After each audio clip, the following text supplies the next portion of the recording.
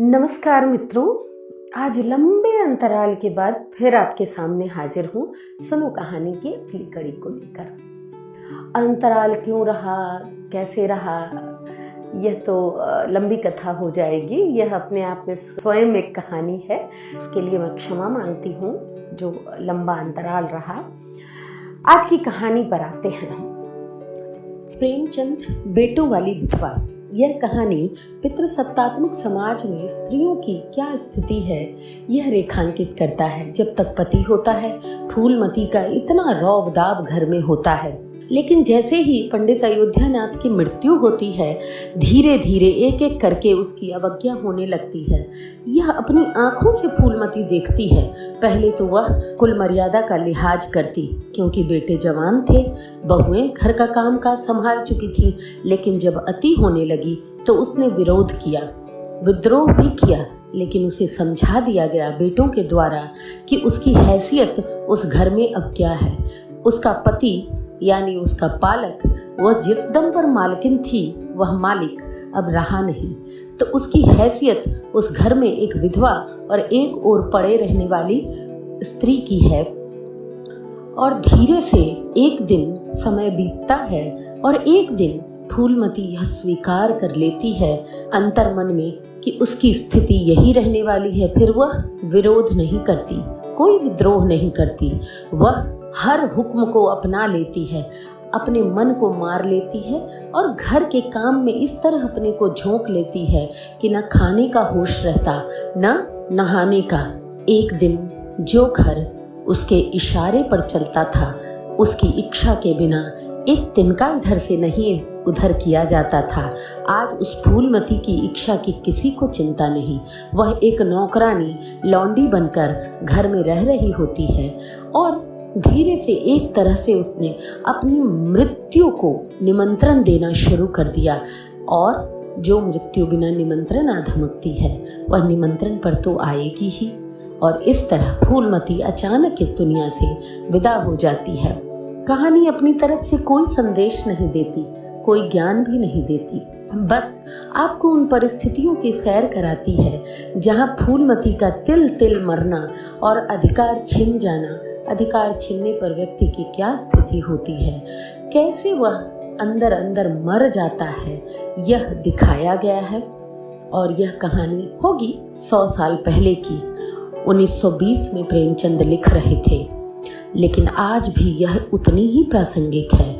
आज भी बेटों वाली विधवाओं की स्थिति घरों में क्या होती है, पति के नहीं रहने पर एक स्त्री की क्या गति होती है, वह किसी से छुपी नहीं है। तो आइए सुनते हैं यह कहानी। पंडित अयोध्यानाथ का देहांत हुआ तो सबने कहा ईश्वर आदमी को ऐसी ही मौत दे। 4 जवान बेटे थे, एक लड़की। चारों लड़कों के विवाह हो चुके थे, केवल लड़की कुंवारी थी। संपत्ति भी काफी छोड़ी, एक पक्का मकान, 2 बगीचे, कई हजार के गहने और 20,000 नगद। विधवा फूलमती को पति शोक तो हुआ और कई दिन तक वह बेहाल रही, लेकिन जवान बेटों को सामने देखकर उसे हिम्मत हुई। चारों लड़के एक से एक सुशील, चारों बहुएं एक से बढ़कर एक आज्ञाकारिणी। जब फूलमती रात को लेटती तो चारों बहुएं बारी बारी से उसके पांव दबाती। वह स्नान करके उठती तो साड़ी छांटती। सारा घर फूलमती के इशारे पर चलता था। बड़ा लड़का कामता एक दफ्तर में 50 रुपए महीने पर नौकर था। छोटा हुमानाथ डॉक्टरी पास कर चुका था और कहीं औषधालय खोलने की फिक्र में था। तीसरा दयानाथ बीए में फेल हो गया था और पत्रिकाओं में लेख लिखकर कुछ न कुछ कमा लेता था। चौथा सीतानाथ चारों में सबसे कुशाग्र और होनहार था और अब की साल बीए प्रथम श्रेणी में पास करके एमए की तैयारी में लगा हुआ था। किसी लड़के में वह दुर्व्यसन, वह छैलापन, वह लुटाऊपन नहीं था जो माता पिता को जलाता और कुल मर्यादा को डुबाता। फूलमती घर की मालकिन थी, हालांकि कुंजियां बड़ी बहू के पास रहती थी। बुढ़िया में वह अधिकार प्रेम नहीं था जो वृद्ध जनों को कटु और कलहशील बना दिया करता है, किंतु उसकी इच्छा के बिना कोई भी बेटे मिठाई तक नहीं मंगा सकते थे। संध्या हो गई थी। पंडित को मरे आज 12वां दिन था, कल 13 ही है। ब्रह्म भोज होगा, बिरादरी के लोग निमंत्रित होंगे, उसी की तैयारियां हो रही थी। फूलमती अपनी कोठरी में बैठी देख रही थी कि पल्लेदार बोरे में आटा लाकर रख रहे हैं, घी के टिन आ रहे हैं, शाक भाजी के टोकरे, शक्कर की बोरियां, दही के मटके चले आ रहे हैं, महापात्र के लिए दान की चीजें लाई गई, बर्तन, कपड़े, पलंग, बिछावन, छाते, जूते, छड़ियां, लालटेनें आदि। किंतु फूलमती को कोई चीज नहीं दिखाई गई। नियमानुसार यह सब सामान उसके पास आना चाहिए था। वह प्रत्येक वस्तु को देखती, उसे पसंद करती, उसकी मात्रा में कमी बेशी का फैसला करती, तब इन चीजों को भंडार में रखा जाता। पर पता नहीं क्यों उसे दिखाने और उसकी राय लेने की जरूरत नहीं समझी गई। अच्छा, वह आटा 3 बोरा ही क्यों आया? उसने तो 5 बोरों के लिए कहा था। घी भी 5 ही कनस्तर है, उसने तो 10 कनस्तर मंगवाए थे। इसी तरह शाक भाजी, शक्कर, दही आदि में भी कमी की गई होगी। किसने उसके हुक्म में हस्तक्षेप किया? जब उसने एक बात तय कर दी, तब किसे उसको घटाने बढ़ाने का अधिकार है? यह सोचती हुई फूलमती अपने कमरे में पड़ी हुई थी। आज 40 वर्षों से घर के प्रत्येक मामले में फूलमती की बात ही सर्वमान्य थी। उसने 100 कहा तो 100 खर्च किए गए, 1 कहा तो 1। किसी ने मीन मेख नहीं निकाली। यहाँ तक कि पंडित अयोध्यानाथ भी उसकी इच्छा के विरुद्ध कुछ नहीं करते थे। पर आज उसकी आंखों के सामने प्रत्यक्ष रूप से उसके हुक्म की उपेक्षा की जा रही है। इसे वह क्यों कर स्वीकार कर सकती? कुछ देर तक तो वह यूं ही जब्त किए बैठी रही, पर अंत में जब न रहा गया, स्वायत्त शासन उसका स्वभाव हो गया था। वह क्रोध में भरी हुई आई और कामतानाथ से बोली, क्या आटा 3 ही बोरे लाए? मैंने तो 5 बोरे के लिए कहा था और घी भी 5 ही टिन मंगवाया। तुम्हें याद है मैंने 10 कनस्तर कहा था। किफायत को मैं बुरा नहीं समझती, लेकिन जिसने यह कुआं खोदा उसी की आत्मा पानी को तरसे, ये कितनी लज्जा की बात है। कामतानाथ ने क्षमा याचना न की, न ही अपनी भूल स्वीकार की, लज्जित भी नहीं हुआ। 1 मिनट तो विद्रोही भाव से खड़ा रहा, फिर बोला, हम लोगों की सलाह 3 ही बोरे की हुई और 3 बोरे के लिए 5 टिन घी काफी था। इसी हिसाब से और भी चीजें कम कर दी गई। फूलमती उग्र होकर बोली, किसकी राय से आटा कम किया गया? हम लोगों की राय से। तो मेरी राय कोई मायने नहीं रखती है, क्यों नहीं? लेकिन अपना हानि लाभ तो हम भी समझते हैं। फूलमती हक्का बक्का होकर उसका मुंह ताकने लगी। इस वाक्य का अर्थ उसकी समझ में नहीं आया। अपना हानि लाभ? अपने घर में हानि लाभ की जिम्मेदार वह आप है। दूसरों को चाहे वे आपके पेट से जन्मे पुत्र ही क्यों न हो, उसके कामों में हस्तक्षेप करने का क्या अधिकार है? यह लौंडा तो इस ढिठाई से जवाब दे रहा है मानो घर उसी की कमाई से चलता है। उसी ने मर मर कर गृहस्थी जोड़ी है, मैं तो गैर हूँ। जरा इसकी हेकड़ी तो देखो। उसने तमतमाए हुए मुख से कहा, मेरे हानि लाभ के जिम्मेदार तुम नहीं हो। मुझे अख्तियार है, जो उचित समझूं वह करूं। अभी जाकर 2 बोरे आटा और 5 टिन घी और लाओ। आगे के लिए खबरदार जो किसी ने मेरी बात काटी। अपने विचार से उसने काफी तंबीह कर दी थी। शायद इतनी कठोरता अनावश्यक थी। उसे अपनी उग्रता पर जरा खेद भी हुआ। लड़के ही तो हैं, समझे होंगे कुछ किफायत करनी चाहिए। मुझसे इसलिए न पूछा होगा कि अम्मा तो खुद हर एक काम में कमी करती रहती हैं। अगर इन्हें मालूम होता कि इस काम में मैं किफायत पसंद न करूंगी तो कभी इन्हें मेरी उपेक्षा करने का साहस न होता। यद्यपि कामतानाथ अब भी उसी जगह खड़ा था और उसकी भाव भंगिमा से ऐसा लग रहा था कि इस आज्ञा का पालन करने के लिए वह बिल्कुल उत्सुक नहीं है। पर फूलमती निश्चिंत होकर अपनी कोठरी में चली गई। इतने क्रोध पर भी किसी को उसकी अवज्ञा करने की सामर्थ्य हो सकती है, इसकी संभावना का ध्यान भी उसे नहीं आया। पर ज्यों-ज्यों समय बीतने लगा, उस पर यह हकीकत खुलने लगी कि इस घर में अब उसकी वह हैसियत नहीं रही जो 10-12 दिन पहले थी। संबंधियों के यहाँ से नेवते में शक्कर, मिठाई, दही, अचार आदि आ रहे थे। बड़ी बहू इन वस्तुओं को स्वामिनी भाव से संभाल कर रख रही थी। कोई भी उससे पूछने नहीं आता। बिरादरी के लोग जो कुछ भी पूछते हैं कामतानाथ से या बड़ी बहू से। कामतानाथ कहाँ का बड़ा इंतजामकार है, रात दिन भांग पिए पड़े रहता है, किसी तरह रो धोकर दफ्तर चला जाता है, उसमें भी महीने में 15 नागों से कम नहीं होते। वह तो कहो साहब पंडित जी का लिहाज करते थे, नहीं तो अब तक कभी के निकाल देते। और बड़ी बहू जैसी फूहड़ औरत भला इन बातों को क्या समझेगी। उस अपने कपड़े लत्ते तक तो जतन से रख नहीं पाती, चली है गृहस्थी चलाने। भद होगी और क्या, सब मिलकर कुल की नाक कटवाएंगे। वक्त पर कोई न कोई चीज कम हो जाएगी। इन कामों के लिए बड़ा अनुभव चाहिए। कोई चीज तो इतनी ज्यादा बन जाएगी कि मारी मारी फिरेगी, कोई चीज इतनी कम बनेगी कि किसी की पत्तल पर पहुंचेगी, किसी पर नहीं। आखिर इन सबों को हो क्या गया है। अच्छा, बहू तिजोरी क्यों खोल रही है? वह मेरी आज्ञा के बिना तिजोरी खोलने वाली होती कौन है? माना चाबियां उसके पास हैं, लेकिन जब तक मैं रुपये न निकलवाऊं तिजोरी नहीं खोलती। आज तो इस तरह खोल रही है मानो मैं कुछ हूं ही नहीं। यह मुझसे बर्दाश्त न होगा। फूलमती झमक कर उठी और बहू के पास जाकर कठोर स्वर में बोली, तिजोरी क्यों खोलती हो बहू? मैंने तो खोलने को नहीं कहा। बड़ी बहू ने निसंकोच भाव से उत्तर दिया, बाजार से सामान आया है तो क्या पैसा नहीं दिया जाएगा? कौन सी चीज किस भाव से आई है और कितनी आई है यह मुझे कुछ नहीं मालूम। जब तक हिसाब किताब न हो जाए रुपए कैसे दिए जाएं? हिसाब किताब सब हो गया है। किसने किया? अब मैं क्या जानूं किसने किया? जाकर मर्दों से पूछे। मुझे हुक्म मिला रुपए लाकर दे दो, मैं रुपए निकाल कर लिए जाती हूँ। फूलमती खून का घूंट पीकर रह गई। इस वक्त बिगड़ने का अवसर न था। घर में मेहमान स्त्री पुरुष भरे हुए थे। अगर इस वक्त उसने लड़कों को डांटा तो लोग यही कहेंगे, इनके घर में पंडित जी के मरते ही फूट पड़ गई। दिल पर पत्थर रखकर फिर अपनी कोठरी में चली आई। जब मेहमान विदा हो जाएंगे तब वह एक एक की खबर लेगी। तब देखेगी कौन किसके सामने आता है और क्या कहता है। इनकी सारी चौकड़ी भुला देगी। किंतु कोठरी के एकांत में भी वह निश्चिंत न बैठी थी। सारी परिस्थिति को गिद्ध दृष्टि से देख रही थी। कहाँ सत्कार का कौन सा नियम भंग होता है, कहाँ मर्यादाओं की उपेक्षा की जाती है। भोज आरंभ हो गया। सारी बिरादरी एक साथ पंगतों में बिठा दी गई। आंगन में मुश्किल से 200 आदमी बैठ सकते हैं।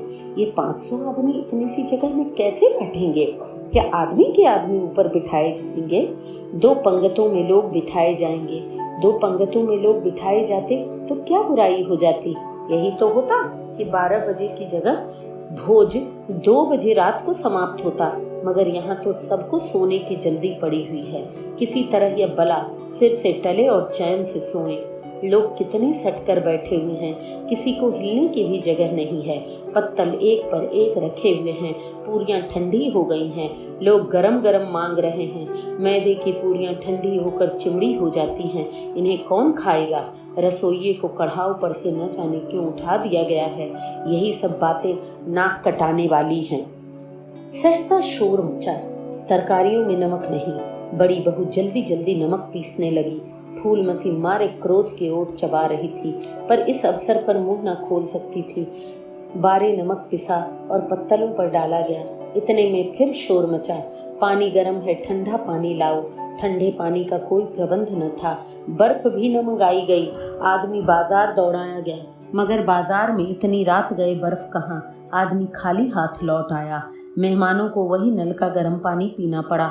फूलमती का बस चलता तो लड़कों का मुंह नोच लेती। ऐसी छिछालेदारी उसके घर में कभी नहीं हुई। उस पर सब मालिक बनने के लिए मरते हैं। बर्फ जैसी जरूरी चीज मंगवाने की किसी को सुध नहीं रही। सुध कहाँ से रहे जब किसी को गप लड़ाने से फुर्सत मिले। मेहमान अपने दिल में क्या कहेंगे? चले हैं बिरादरी को भोज देने और घर में बर्फ तक नहीं है। अच्छा, फिर यह हलचल क्यों मच गई? अरे लोग पंगत से उठे जा रहे हैं, क्या मामला है? फूलमती उदासीन न रह सकी। कोठरी से निकलकर बरामदे में आई और कामतानाथ से पूछा, क्या बात हो गई लल्ला? लोग उठे क्यों जा रहे हैं? कामता ने कोई जवाब नहीं दिया, वहां से खिसक गया। फूलमती झुंझला कर रह गई। सहसा कहारिन मिल गई। फूलमती ने उससे भी वही प्रश्न किया। मालूम हुआ किसी के तरकारी में के सोरबे में मरी हुई चूहिया निकल आई। फूलमती सन्न होकर वहीं खड़ी रह गई। भीतर ऐसा उबाल उठा कि दीवार से सिर टकरा ले। अभागे, भोज का प्रबंध करने चले थे, इस फूहड़पन की भी कोई हद है? कितने आदमियों का धर्म सत्यानाश हो गया, फिर पंगत क्यों न उठ जाए? आंखों से देखकर अपना धर्म कौन कमाएगा? हाँ, सारा किया धरा मिट्टी में मिल गया। सैकड़ों रुपए पर पानी फिर गए। बदनामी हुई सो अलग। मेहमान उठ चुके थे। पत्तलों पर खाना ज्यों का त्यों पड़ा हुआ था। चारों लड़के आंगन में लज्जित से खड़े थे, एक दूसरे को इल्जाम दे रहा था। बड़ी बहू अपनी देवरानियों पर बिगड़ रही थी। देवरानियां सारा दोष कुमुद, फूलमती की लड़की पर डालती थी। कुमुद खड़ी रो रही थी। उसी वक्त फूलमती झल्लाई हुई आकर बोली, मुंह में कालिख लगी कि नहीं, या अभी कुछ कसर बाकी है? डूब मरो सबके सब जाकर चुल्लू भर पानी में। शहर में कहीं मुंह दिखाने लायक नहीं छोड़ा। किसी लड़के ने जवाब न दिया। फूलमती और भी प्रचंड होकर बोली, तुम लोगों को क्या, किसी को शर्म हया तो है नहीं? आत्मा तो उसकी रो रही होगी जिन्होंने अपनी जिंदगी भर घर को मर्जाद बनाने में खराब कर दी। उनकी पवित्र आत्मा को तुमने यूं कलंकित किया। शहर में थू थू हो रही है, अब कोई तुम्हारे द्वार पर पेशाब करने तक नहीं आएगा। कामतानाथ कुछ देर तक तो चुपचाप खड़ा सुनता रहा, आखिर झुंझला कर बोला, अच्छा अब चुप रहो अम्मा। भूल हुई हम सब मानते हैं, बड़ी भयंकर भूल हुई, लेकिन क्या अब उसके लिए घर के प्राणियों को हलाल कर डालोगी? सभी से भूलें होती हैं, आदमी पछता कर रह जाता है, किसी की जान तो नहीं मारी जाती। बड़ी बहू ने अपनी सफाई दी, हम क्या जानते थे कि बीबी से इतना सा काम भी न होगा? इन्हें चाहिए था कि देखकर तरकारी कढ़ाव में डालती, टोकरी उठाकर कढ़ाव में डाल दी, इसमें हमारा क्या दोष? कामतानाथ ने पत्नी को डांटा, इसमें न कुमुद का कसूर है, न तुम्हारा न मेरा, संयोग की बात है। बदनामी भाग्य में लिखी थी वह हुई। इतने बड़े भोज में एक एक मुट्ठी तरकारी कढ़ाव में नहीं डाली जाती, टोकरे के टोकरे उड़ेल दिए जाते हैं। कभी कभी ऐसी दुर्घटना हो ही जाती है, पर इसमें कैसी जगह आई और कैसी नाक कटाई? तुम खामखा जले पर नमक छिड़कती हो। फूलमती ने दांत पीसकर कहा, शर्माते तो हो नहीं, उल्टे और बेहयाई की बातें करते हो। कांता ने निसंकोच होकर कहा, शर्माऊं क्यों? किसी की चोरी की है क्या? चीनी में चींटी और आटे में घुन यह नहीं देखे जाते? पहले हमारी निगाह न पड़ी, बस यही बात बिगड़ गई, नहीं चुपके से चूहिया निकाल कर फेंक देते, किसी को खबर तक न होती। फूलमती ने चकित होकर कहा, क्या कहता है? मरी चूहिया खिलाकर सबका धर्म बिगाड़ देता? कांता हंसकर बोला, क्या पुराने जमाने की बातें करती हो अम्मा? इन बातों से धर्म नहीं जाता। यह धर्मात्मा लोग जो पत्तल पर से उठ गए हैं ना, इनमें ऐसा कौन हो जो भेड़ बकरी का मांस न खाता हो? तालाब के कछुए और घोंघे तक तो किसी से बचते नहीं, जरा सी चूहिया में क्या रखा था? फूलमती को ऐसा लगा कि पूरा संसार उसकी आंखों के आगे घूम गया और प्रलय आने में अब बहुत देर नहीं है। जब पढ़े लिखे आदमियों के मन में ऐसे कुतर्क, ऐसे अधार्मिक भाव आने लगे तो धर्म की भगवान ही रक्षा करें, अपना सा मुंह लेकर चली गई। 2 महीने गुजर गए हैं। रात का समय है। चारों भाई दिन के काम से छुट्टी पाकर कमरे में बैठे गपशप कर रहे हैं। बड़ी बहू भी षड्यंत्र में शरीक है। कुमुद के विवाह का प्रश्न छिड़ा हुआ है। कामतानाथ ने मसनद पर टेक लगाते हुए कहा, दादा की बात दादा के साथ गई। दादा यानी पंडित अयोध्यानाथ। मुरारी पंडित विद्वान भी हैं और कुलीन भी, लेकिन जो आदमी अपनी विद्या और कुलीनता को रुपयों पर बेचे वह नीच है। ऐसे नीच आदमी के लड़के से हम कुमुद का विवाह सेत में भी न करेंगे। 5000 दहेज तो दूर की बात है, उसे बताओ धता और किसी दूसरे वर की तलाश करो। हमारे पास कुल 20,000 रुपये ही तो हैं। एक एक के हिस्से में 5-5 हजार रुपये आते हैं। 5,000 दहेज में दे दें और 5,000 नेग न्यौछावर गाजे बाजे में उड़ा दें तो फिर हमारी तो बधिया ही बैठ जाएगी। उमानाथ बोले, मुझे अपना औषधालय खोलने के लिए कम से कम 5,000 की जरूरत है। मैं अपने हिस्से में से 1 पाई भी नहीं दे सकता। फिर खुलते ही आमदनी तो होगी नहीं, कम से कम साल भर घर से खाना पड़ेगा।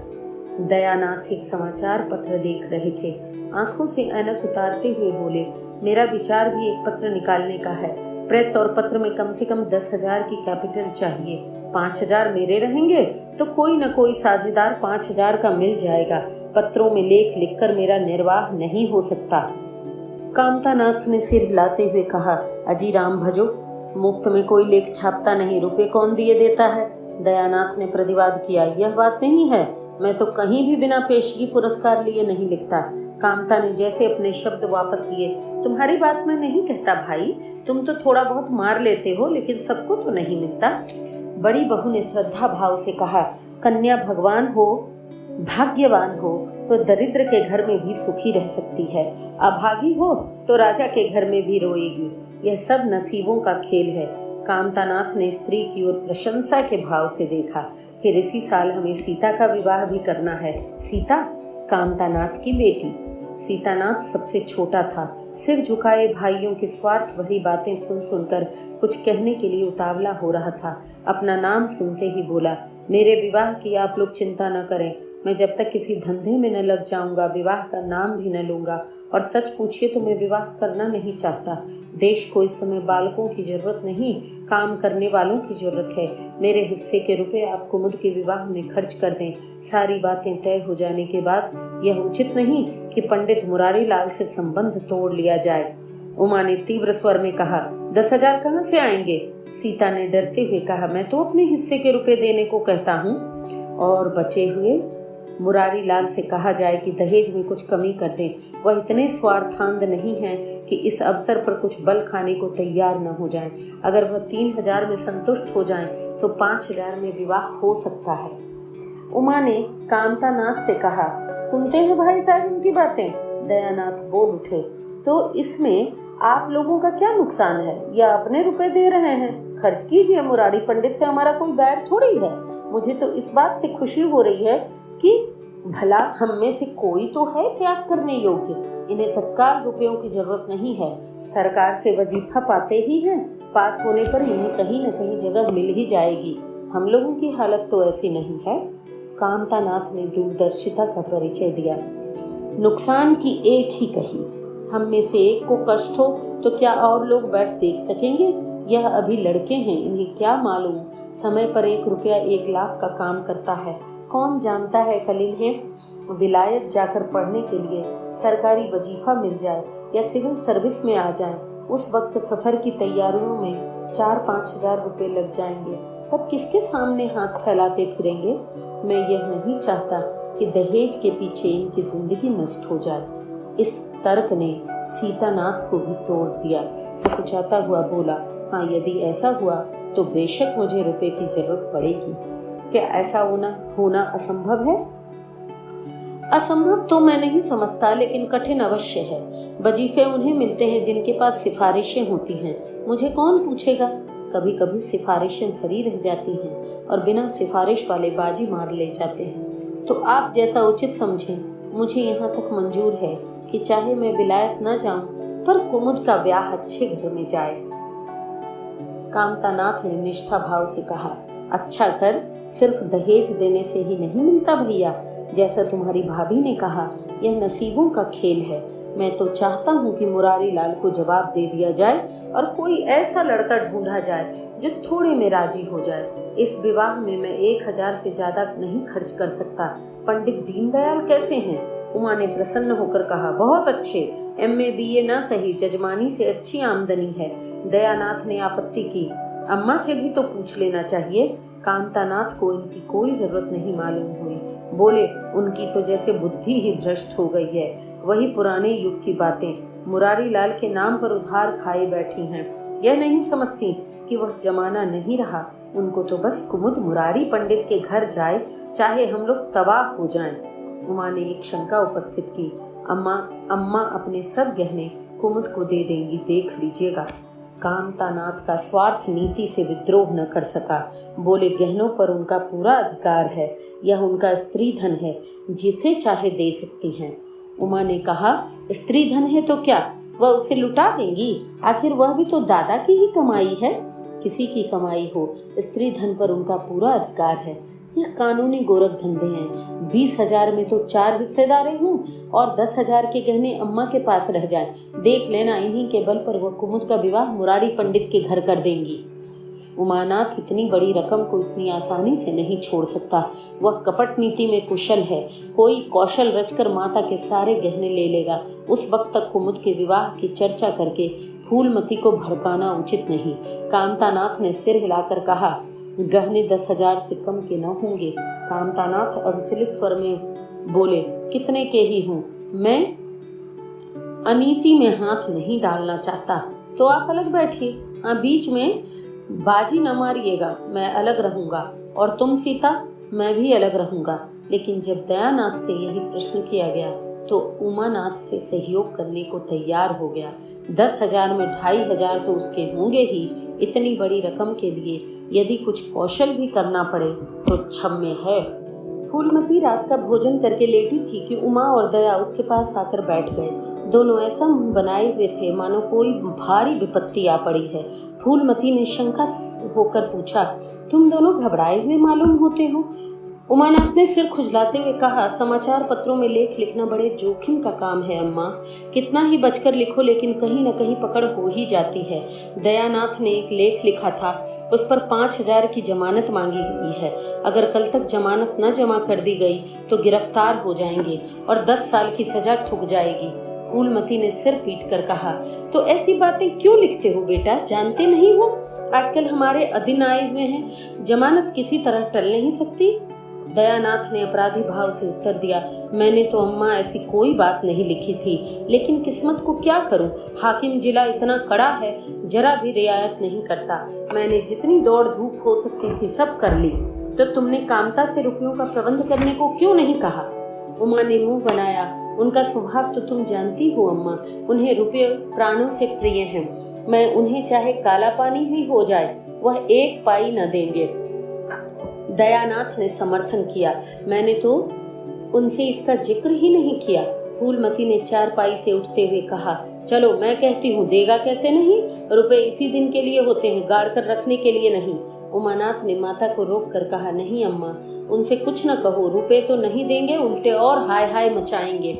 उनको अपनी नौकरी की खैरियत मनानी है, इन्हें घर में रहने भी न देंगे। अफसरों में जाकर खबर दे दें तो आश्चर्य नहीं। फूलमती ने लाचार होकर कहा, तो फिर जमानत का क्या प्रबंध करोगे। मेरे पास तो कुछ नहीं है, हाँ मेरे गहने हैं, इन्हें ले जाओ, कहीं गिरवी रखकर जमानत दे दो और आज से कान पकड़ो कि किसी पत्र में एक शब्द भी न लिखोगे। दयानाथ कानों पर हाथ रखकर बोला, यह तो नहीं हो सकता अम्मा कि तुम्हारे जेवर लेकर मैं अपनी जान बचाऊं। 10-5 साल की कैद हो जाए तो झेल लूंगा, यहीं बैठा बैठा क्या कर रहा हूँ। फूलमती छाती पीटते हुए बोली, कैसी बातें मुंह से निकालते हो बेटा, मेरे जीते जी तुम्हें कौन गिरफ्तार कर सकता है। उसका मुंह झुलस दूंगी। गहने इसी दिन के लिए हैं या और किसी दिन के लिए, जब तुम ही न रहोगे तो गहने लेकर क्या आग में झोंकूंगी। उसने पिटारी लाकर सबके सामने रख दी। दया ने उमा की ओर जैसे फरियाद की आंखों से देखा और बोला, आपकी क्या राय है भाई साहब। इसी मारे मैं कहता था अम्मा को जताने की जरूरत नहीं, जेल ही तो है, होता है हो जाने दो। उमा ने जैसे सिफारिश करते हुए कहा, यह कैसे हो सकता है कि इतनी बड़ी वारदात हो जाए और अम्मा को खबर न होती। मुझसे यह नहीं हो सकता। सुनकर पेट में डाल लेता, मगर अब क्या करना चाहिए यह मैं खुद निर्णय नहीं कर सकता। न तो यही अच्छा लगता है कि तुम जेल जाओ और न यही अच्छा लगता है कि अम्मा के गहने गिरवी रखे जाएं। फूलमती ने व्यथित कंठ से पूछा, क्या तुम समझते हो मुझे गहने तुमसे ज्यादा प्रिय हैं। मैं तो अपने प्राण तक तुम्हारे ऊपर न्यौछावर कर दूं, गहनों की बिसात ही क्या है। दया ने दृढ़ता से कहा, अम्मा तुम्हारे गहने तो न लूंगा, चाहे मुझ पर कुछ ही क्यों ना आ पड़े। जब आज तक तुम्हारी कुछ सेवा न कर सका तो किस मुंह से तुम्हारे गहने उठा ले जाऊं। मुझ जैसे कपूत को तो तुम्हारी कोख से जन्म ही नहीं लेना चाहिए था, सदा तुम्हें कष्ट देता रहा। फूलमती ने भी उतनी ही दृढ़ता से कहा, तुम अगर यूं न लोगे तो मैं खुद जाकर इन्हें गिरवी रख दूंगी और खुद हाकिम जिला के पास जाकर जमानत जमा कराऊंगी। अगर इच्छा हो तो यह परीक्षा भी ले लो। आंखें बंद हो जाने के बाद क्या होगा भगवान जाने, लेकिन जब तक जीवित हूँ तुम्हारी ओर कोई तिरछी आंखों से नहीं देख सकता। उमानाथ ने मानो माता पर एहसान रखकर कहा, अब तो हमारे लिए कोई रास्ता ही नहीं रहा दयानाथ, क्या हरज है, ले लो, मगर याद रखो ज्यों ही हाथ में रुपए आ जाएंगे गहने छुड़ाने पड़ेंगे। सच कहते हैं मातृत्व तो दीर्घ तपस्या है, माता के सिवाय इतना स्नेह कौन कर सकता है। हम बड़े अभागे हैं कि माता के प्रति जितनी श्रद्धा रखनी चाहिए उसका 100वां अंश भी नहीं रखते। दोनों ने जैसे बड़े धर्म संकट में पड़कर बड़ी मजबूरी में गहनों की पिटारी संभाली और चलते बने। माता वात्सल्य भरी आंखों से उनकी ओर देख रही थी और उसकी संपूर्ण आत्मा का आशीर्वाद जैसे उन्हें अपनी गोद में समेट लेने के लिए व्याकुल हो रहा था। आज कई महीने के बाद उसके भग्न मातृ हृदय को अपना सर्वस्व अर्पण करके जैसे आनंद की विभूति मिली। उसकी स्वामिनी कल्पना इसी त्याग के लिए, इसी आत्मसमर्पण के लिए जैसे कोई मार्ग ढूंढ रही थी। अधिकार या लोभ या ममता की वहां गंध तक न थी। त्याग ही उसका आनंद और त्याग ही उसका अधिकार है। आज अपना खोया हुआ अधिकार पाकर अपनी सिरजी हुई प्रतिमा पर अपने प्राणों को भेंट करके वह निहाल हो गई। अपने बच्चे के लिए वह कुछ कर पाई, यह सोचकर ही उसका मन गर्व से ऊंचा हुआ जाता था। 3 महीने और गुजर गए। माँ के गहनों पर हाथ साफ करके चारों भाई उसकी दिलजोई करने लगे थे, उसकी अवज्ञा करने लगे थे। अपनी स्त्रियों को भी समझाते रहते थे कि उसका दिल न दुखाएं। अगर थोड़े शिष्टाचार से उसकी आत्मा को शांति मिलती है तो उसमें क्या हानि है। चारों करते अपने मन की थी, पर माता से सलाह जरूर लेते थे, उनकी मर्जी पूछते रहते थे। बस शब्दों से यह ऐसा जाल फैलाते कि वह सरला उनकी बातों में आ जाती और हर एक काम में सहमत हो जाती। बाग को बेचना उसे बहुत बुरा लगता था, लेकिन चारों ने ऐसी माया रची कि वह उसे बेचने पर राजी हो गई। किंतु कुमुद के विवाह के विषय में एक मत न हो सका। माँ पंडित मुरारी लाल पर जमी हुई थी, लड़के दीन दयाल पर अड़े हुए थे। एक दिन आपस में कलह हो गया। फूलमती ने कहा, माँ बाप की कमाई में बेटी का हिस्सा भी है। तुम्हें 16,000 का एक बाग मिला, 25,000 का एक मकान, 20,000 नगद में, क्या 5,000 पर भी कुमुद का अधिकार नहीं है? कामता ने नम्रता से कहा, अम्मा कुमुद आपकी लड़की है तो हमारी बहन है। आप 2-4 साल में प्रस्थान कर जाएंगी, पर हमारा और उसका बहुत दिनों तक संबंध रहेगा। तब यथाशक्ति कोई ऐसी बात न करेंगे जिससे उसका अमंगल हो, लेकिन हिस्से की बात कहती हो तो कुमुद का कोई हिस्सा नहीं। जब तक दादा जीवित थे तब और बात थी, वह उसके विवाह में जितना चाहे खर्च करते, कोई उनका हाथ न पकड़ सकता था। लेकिन अब तो हमें एक एक पैसे की किफायत करनी पड़ेगी। जो काम 1,000 में हो सकता है उसके लिए 5,000 खर्च करना कहाँ की बुद्धिमानी है। उमानाथ ने सुधारा, 5,000 क्यों, 10,000 चाहिए। कामता ने भवें सिकोड़ कर कहा, नहीं, मैं 5,000 ही कहूँगा। एक विवाह में 5,000 खर्च करने की हमारी हैसियत नहीं है। फूलमती ने जिद पकड़कर कहा, विवाह तो मुरारी लाल के पुत्र से ही होगा, चाहे 5,000 हो चाहे 10,000। मेरे पति की कमाई है, मैंने मर मर कर जोड़ा है, अपनी इच्छा से खर्च करूंगी। तुम्ही ने मेरी कोख से जन्म नहीं लिया, कुमुद ने भी उसी कोख से जन्म लिया है। मेरी आंखों में तुम सब बराबर हो, मैं किसी से कुछ मांगती नहीं। तुम बैठे तमाशा देखो, मैं सब कर लूंगी। 20,000 रुपए में 5,000 कुमुद का है। कामतानाथ को अब कड़वे सत्य की शरण लेने के सिवा और कोई मार्ग न रहा। बोला, अम्मा तुम बेकार बात बढ़ाती हो। जिन रुपयों को तुम अपना समझती हो ना, वह तुम्हारे नहीं हैं, हमारे हैं। तुम हमारी अनुमति के बिना उनमें से कुछ नहीं खर्च कर सकती। फूलमती को जैसे सांप ने डस लिया। क्या कहा? फिर तो कहना मैं अपने ही जोड़े रुपए अपनी इच्छा से खर्च नहीं कर सकती। वह रुपए तुम्हारे नहीं रहे, हमारे हो गए। तुम्हारे होंगे लेकिन मेरे मरने के बाद नहीं, दादा के मरते ही मेरे हो गए। उमानाथ ने बेहयाई से कहा, अम्मा कानून कायदा तो जानती नहीं, बेकार में उलझती हो। फूलमती क्रोध से पागल हो उठी। भाड़ में जाए तुम्हारा कानून, मैं ऐसे कानून को नहीं मानती। तुम्हारे दादा ऐसे कोई बड़े धन्ना सेठ नहीं थे। मैंने ही पेट और तन काट कर यह गृहस्थी जोड़ी है। नहीं, आज बैठने की जगह नहीं मिलती। मेरे जीते जी तुम मेरे रुपए नहीं छू सकते।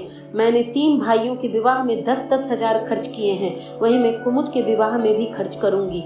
कामतानाथ भी गर्म पड़ गया। आपको कुछ भी खर्च करने का अधिकार नहीं है अम्मा। उमानाथ ने बड़े भाई को डांटा। आप बेकार में अम्मा के मुंह लगते हैं भाई साहब। मुरारी लाल को पत्र लिख दीजिए, तुम्हारे यहाँ कुमुद का विवाह न होगा, बस छुट्टी हुई।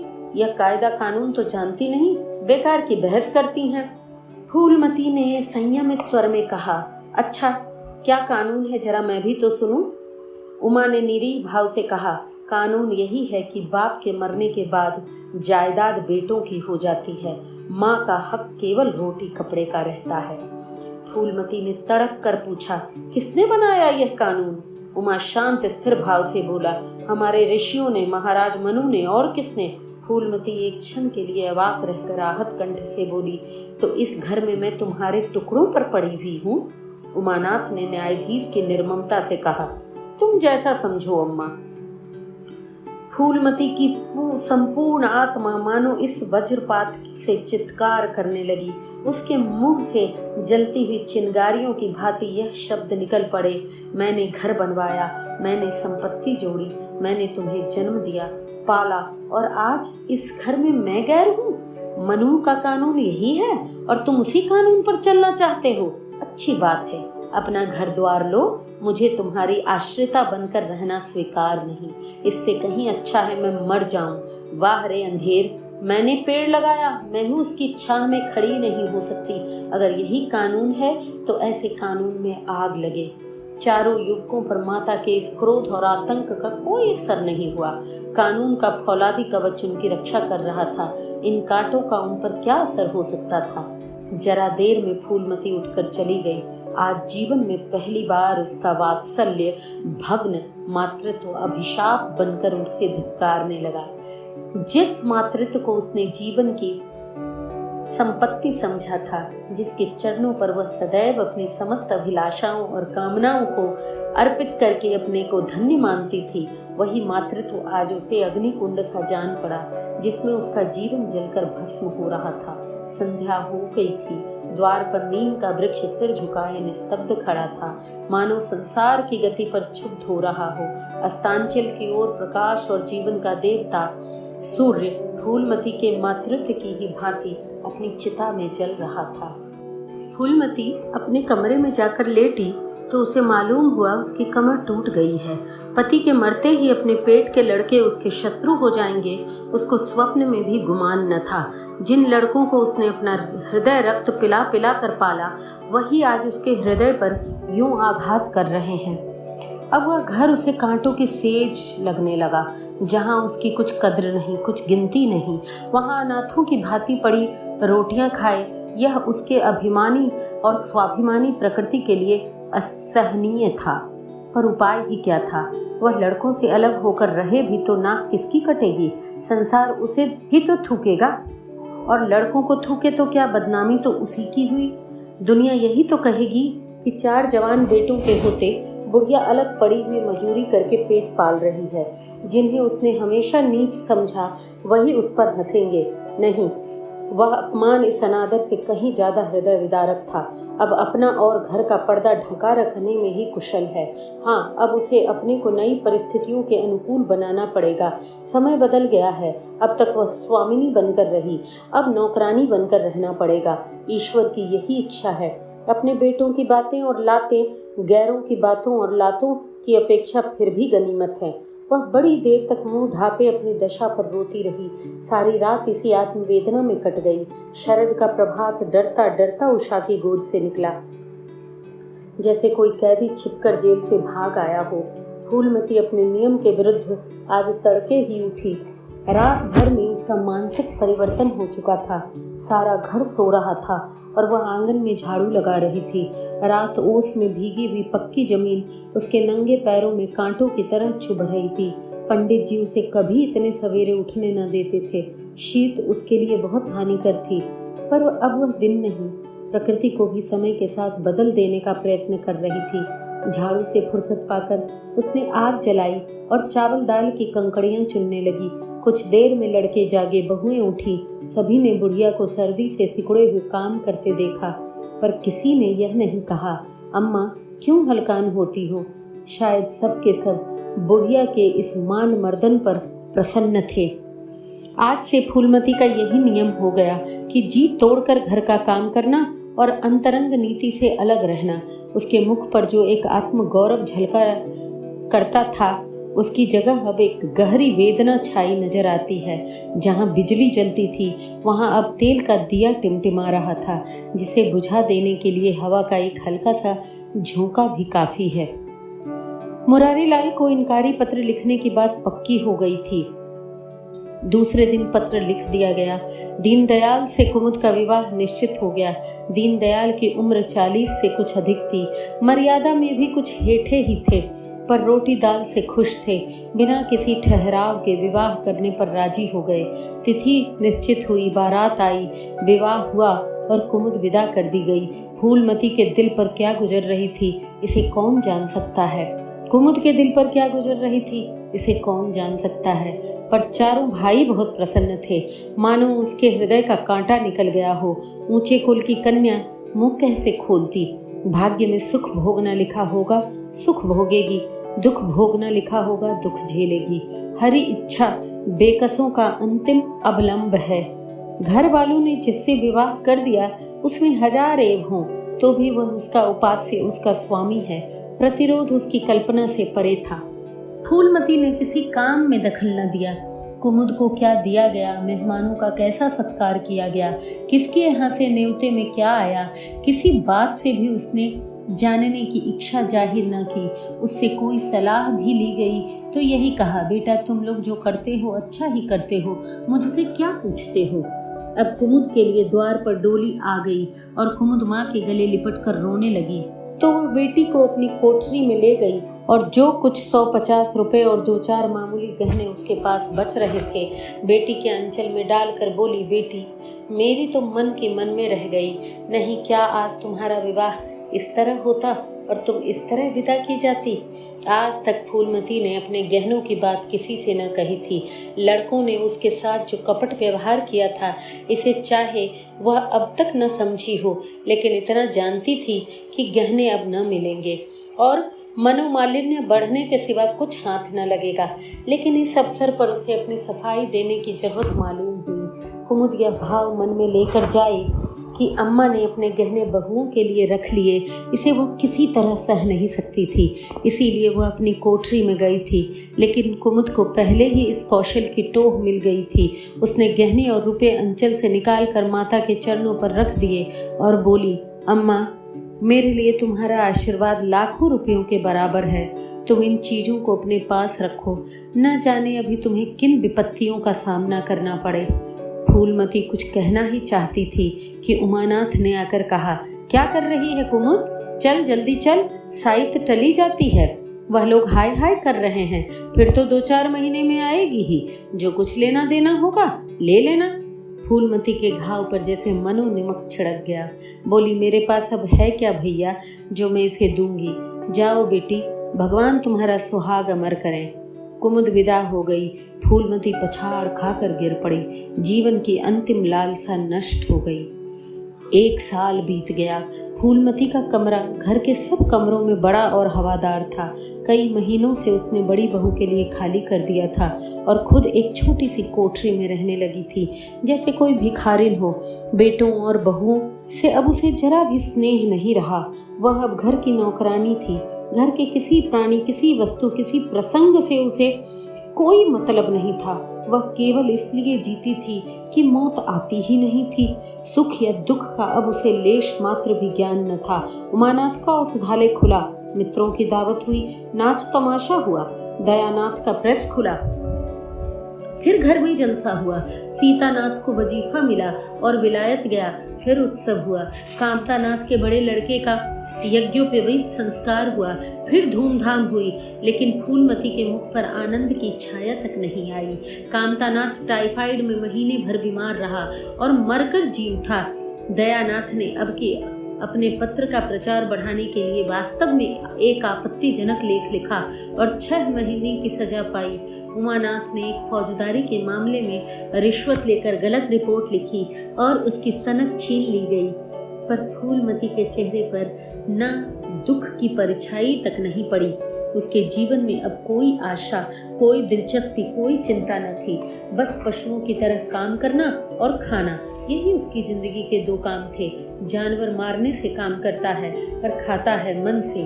फूलमती बिना कहे काम करती थी पर खाती थी जहर के कौर की तरह। महीनों सिर में तेल नहीं पड़ता था, महीनों कपड़े नहीं धुलते थे, कुछ परवाह नहीं। वह चेतना शून्य सी हो गई थी। सावन की झड़ी लगी हुई थी, मलेरिया फैल रहा था। आकाश में मटियाले बादल थे, जमीन पर मटियाला पानी। आर्द्र वायु शीत, ज्वर और श्वास का वितरण करती फिरती थी। घर की मेहरी बीमार पड़ गई। फूलमती ने घर के सारे बर्तन मांजे, पानी में भीग भीग कर सारा काम किया, फिर आग जलाई और चूल्हे पर पतीलियां चढ़ा दी। लड़कों को समय पर भोजन तो मिलना ही चाहिए। सहसा उसे याद आया, कामतानाथ नल का पानी नहीं पीते। उसी वर्षा में गंगा जल लाने चली गई। कामतानाथ ने पलंग पर लेटे लेटे कहा, रहने दो अम्मा, मैं पानी भर लाऊंगा। आज महरी खूब बैठ रही। फूलमती ने मटियाले आकाश की ओर देखकर कहा, तुम भीग जाओगे बेटा, सर्दी हो जाएगी। कामतानाथ बोले, तुम भी भीग रही हो, कहीं बीमार न पड़ जाओ। फूलमती कठोर भाव से बोली, मैं बीमार नहीं पड़ूंगी, मुझे भगवान ने अमर कर दिया है। उमानाथ भी वहीं बैठा था। उसके औषधालय में कुछ आमदनी न होती थी, इसीलिए बहुत चिंतित रहता था। भाई भाभी की मुंह देखी करता रहता था। बोला, जाने भी दो भैया, बहुत दिनों बहुओं पर राज कर चुकी, उसका प्रायश्चित तो करने दो। गंगा बढ़ी हुई थी जैसे समुद्र हो। बारिश के मौसम में गंगा में बाढ़ आया हुआ था। क्षितिज सामने के फूल से मिला हुआ लगता था। किनारे के वृक्षों की केवल फुनगियां पानी के ऊपर रह गई थी। घाट ऊपर तक पानी में डूब गए थे। फूलमती कलसा लिए नीचे उतरी। पानी भरा और ऊपर जा रही थी कि पांव फिसला, संभल न सकी, पानी में गिर पड़ी।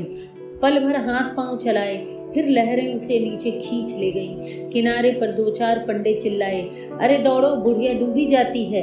2-4 आदमी दौड़े भी, लेकिन फूलमती लहरों में समा गई, उन पर बल खाती हुई लहरों में, जिन्हें देखकर हृदय कांप उठता था।